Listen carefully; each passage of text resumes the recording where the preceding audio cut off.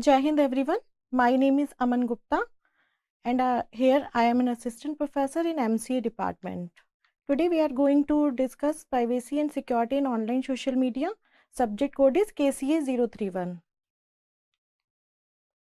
Today we are going to discuss following topics, that is what are the security in online social networks, what are the challenges and opportunities and pitfalls in open social network, what is trust management in online social networks, what is the basic principle of trust, what are the characteristics of trust, and what are the trust and policies. So following topics we are going to discuss in our lecture. First of all, security in online social networks. So the success of online social networks depend on the big amount of personal information they manage. Actually, the online social media have a lot of data of the individuals. So the success of all the social media and social networks is dependent on that information only. So the big economic upturn connected to their commercial use, the strict interconnection among the users is dependent on what? Is dependent upon the information and resources characterizing OSNs and provided are the main factors making online social networks critical applications with respect to the security of their resources and users. So the information that is uploaded on the social media having thus can have the security issues because it dependent upon the data information. In particular, the term security in open online social network raises issues with respect to three main aspects. So there are three main aspects on which the security raise in security dependent and must provide solutions to the connected user requirements.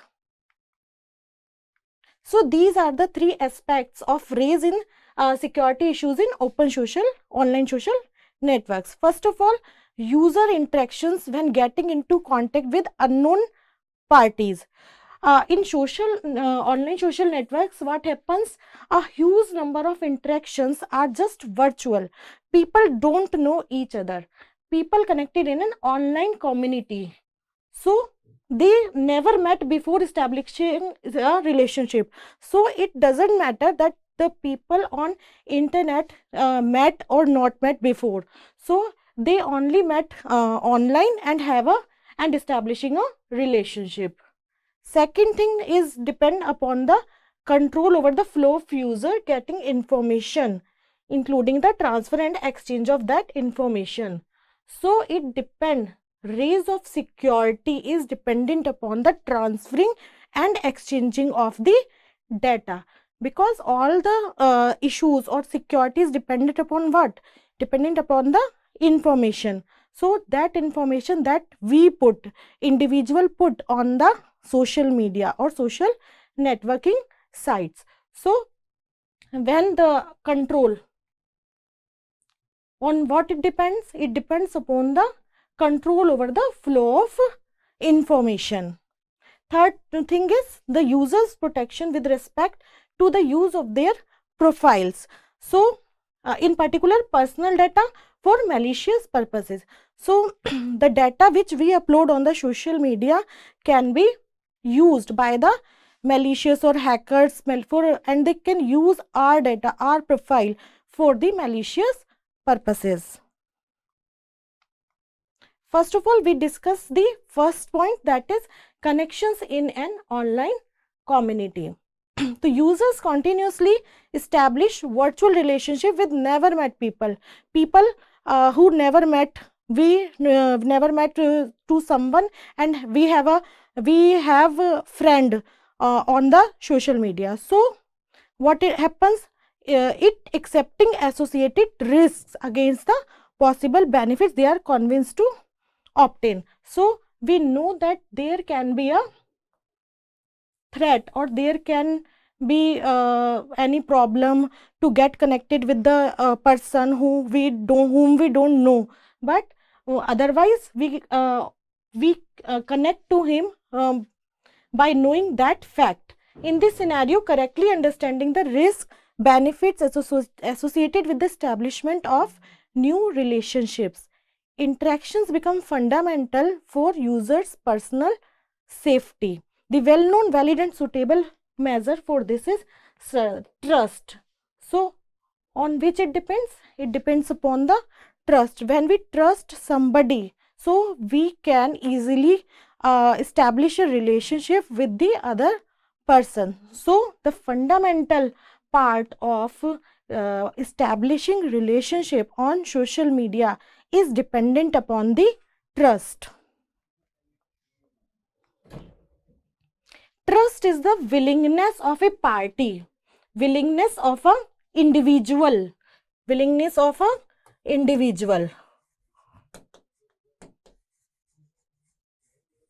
whether he wants to connect to another party or another individual, to be vulnerable to the actions of another party based on the expectation that the other will perform a particular action important to the truster, irrespective of the ability to monitor or control that other party.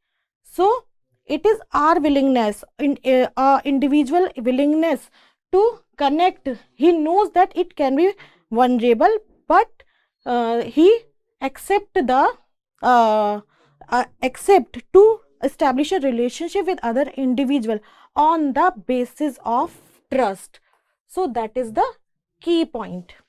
In open social network, trust management represents a crucial dimension in safely interacting and developing new relationship with other parties. So, we develop a new relationship with other and it has a crucial dimension, a safety purpose. Okay.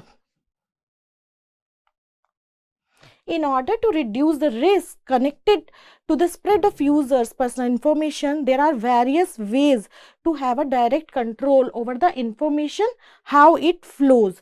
So, this is possible by adopting various access control techniques. We can put various access control techniques on the data, on the information that we put on the social media platforms.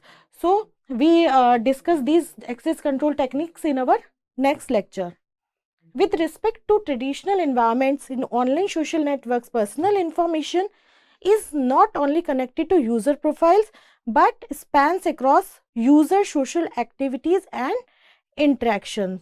So, the personal information is not only connected to the user profiles, but we don't only put our user profiles, our information, personal information, our mobile number, name, location, as well as we also put our pictures and many other things, that daily routine activities, we also put that on the social media apps.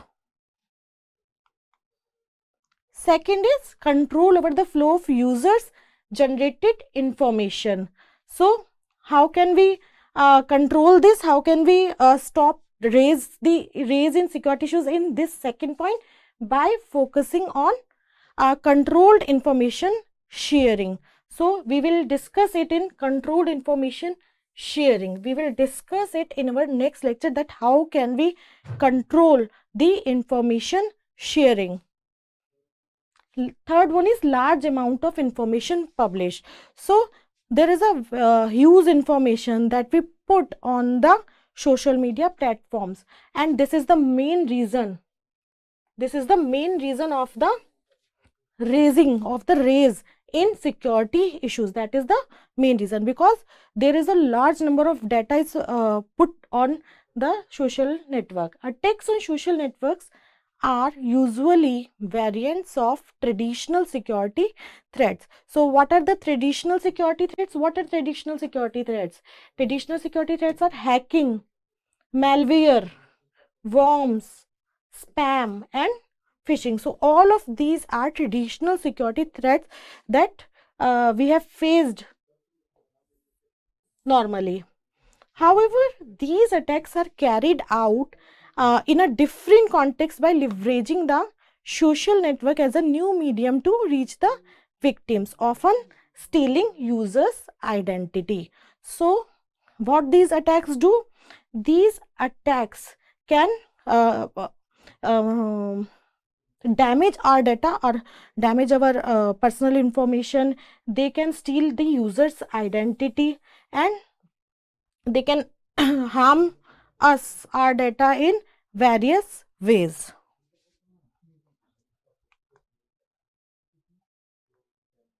Exploiting the trust relationship between friends in social networks. So, adversaries can craft more convincing attacks by taking advantage of personal information gleaned from victims' pages. So, what can the person who want to harm us, who want to damage our data, they can uh, steal the information from our social media pages. A correct identity management strategy. What can we do to protect ourselves from this fraud? So what we can do? We can use a correct identity management strategy which can protect online social networks from identity theft attacks. So what it do? It can prevent us from identity theft attacks. If we talk about in general, the term identity management describes the management of user identities via hard security mechanism. So what we can implement?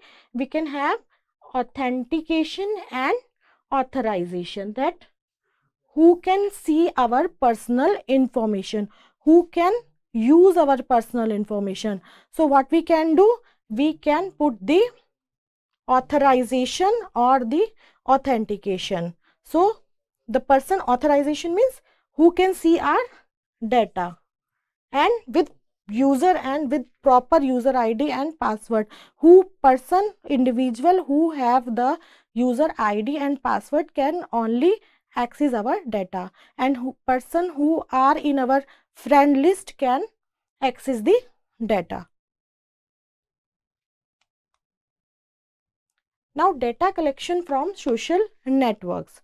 The most common data collection methods in social network analysis, we can have surveys and interviews or feedbacks. Survey should include questions regarding the background of the respondent and a way for them to provide information on collections. So, what is it? That the data used for hyper targeted advertising to users while they are on social media networks. So next question is, how do we extract data from a social network site? So how can we extract data? We are having a multiple tools available on internet like web scraping tools.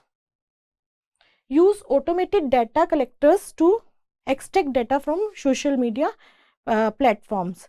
And other thing is alternative method for extracting data, web scraping IPR. So we are having multiple web scraping tools and APIs available on the net to get the data, to extract the data from. Now, collecting data from online social media. How can we collect data from online social media? Social media data is any type of data that can be gathered on social media. So any data that is available on social media platform is the data that we have to collect, or the for business purposes or any other purpose that any user or party wants to collect. That data is the data that anybody wants to collect from the online social media. In general, the term refers to social media metrics and demographic collected through analytic tools on social platform. As we already discussed that there are number of tools available on internet to collect data from the social media apps. So social media data can also refer to data collected from content people post publicly. So what is that data? That is the individual, party, people post on the social media. So that is the data. So that is the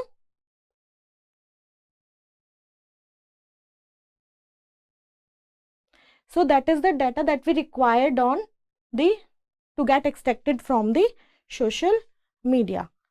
There are some examples of raw social media that can be included.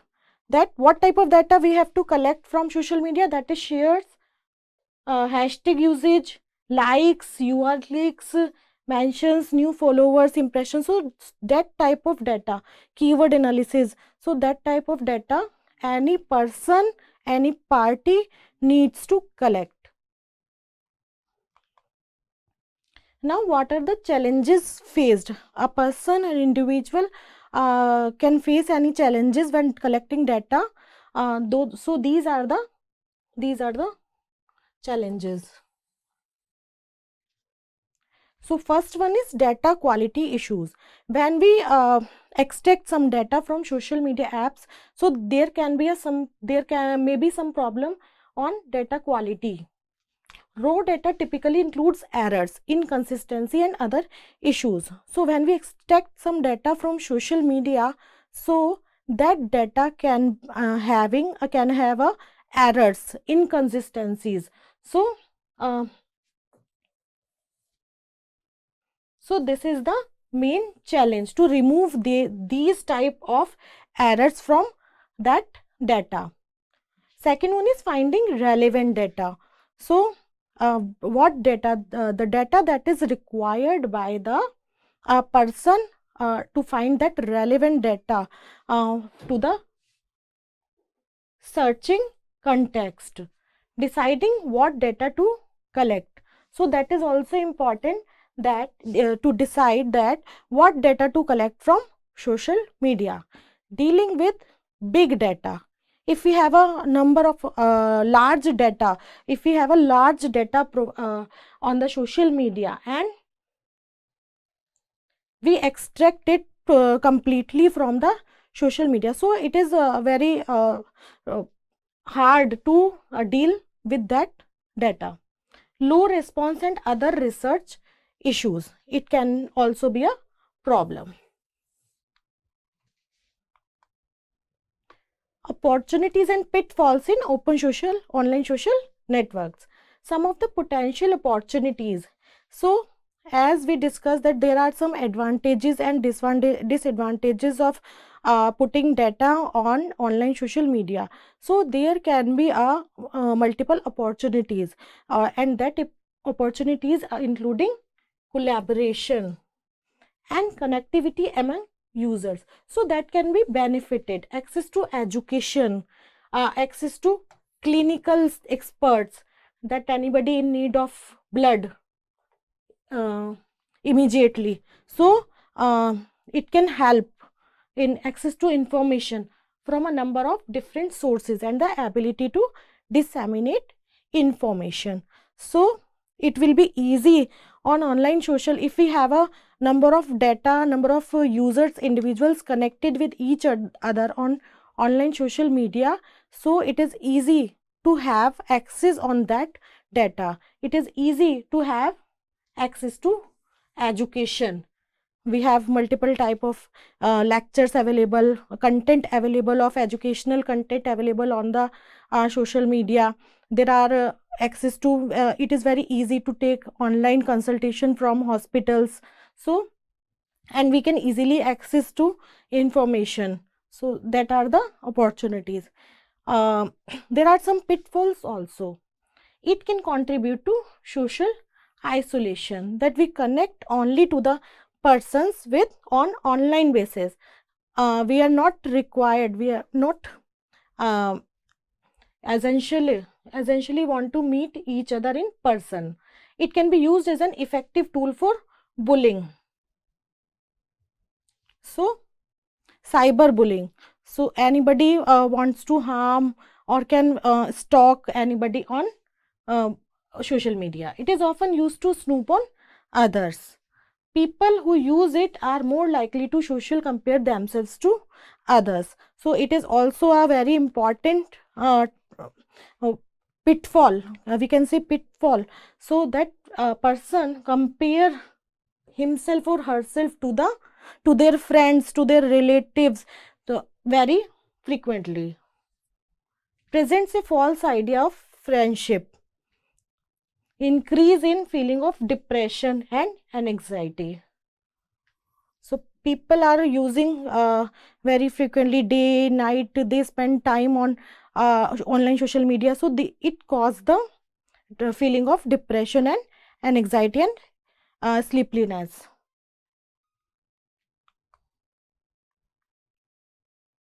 Next is trust.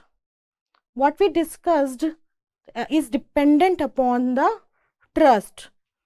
We establish an individual, establish a relation to another individual, to another party on the basis of the trust.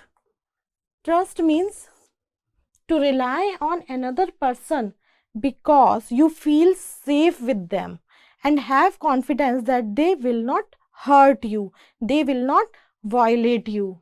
So on the basis of that feeling that the person whom you have trust will never break your heart, break your feelings, or never violate your terms. Trust is the foundation of relationship. So what is the foundation of relationship? Is the trust. Trust is the foundation of relationship because it allows you to be vulnerable and open up to the person without having to defensively protect yourself, because you trust on the other person with your heart. So what is the basic principle of trust? What is the basic principle of trust? While trust relationships can vary significantly, one of the basic principles of trust law is that the whole purpose of trust existence is to administer property on behalf of another, that you are taking care of the property of another person on the behalf of another person and hold it exclusively for others' enjoyment. Okay. Online social networks have been an integral aspect of daily life. Most people use online social networks such as Facebook and Twitter to communicate and exchange information. So, in daily life, we are using Facebook, Twitter, WhatsApp, LinkedIn to communicate with the other person, and we exchange our information to our friends, relatives, and any other party.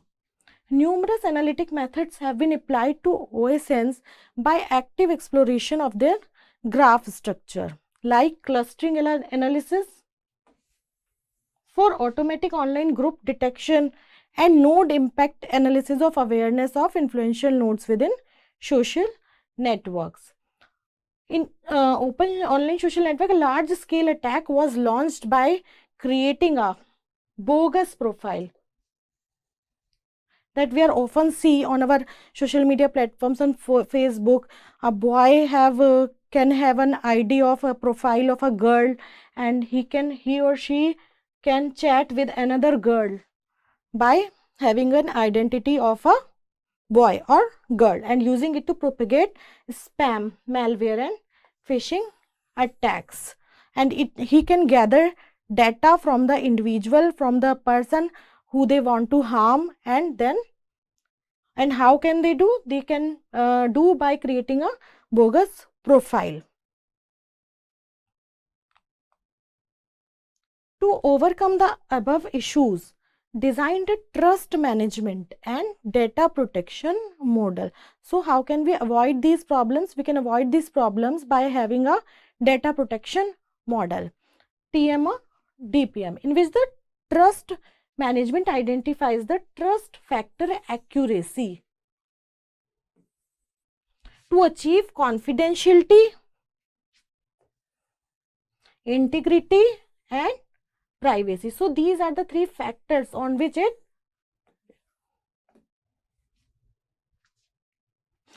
these are the three factors that are confidentiality, integrity, and privacy.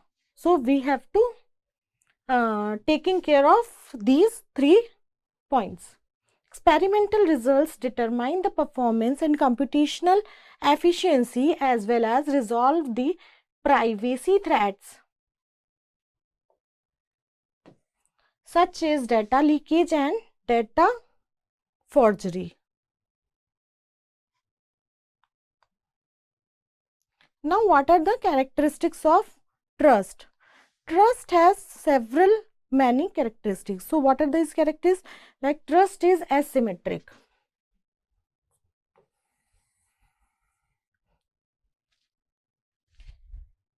We can say this trust level is not identical. That means that a person A may trust person B 100%, but B may not necessarily feel the same way. So, A trust B 100%, but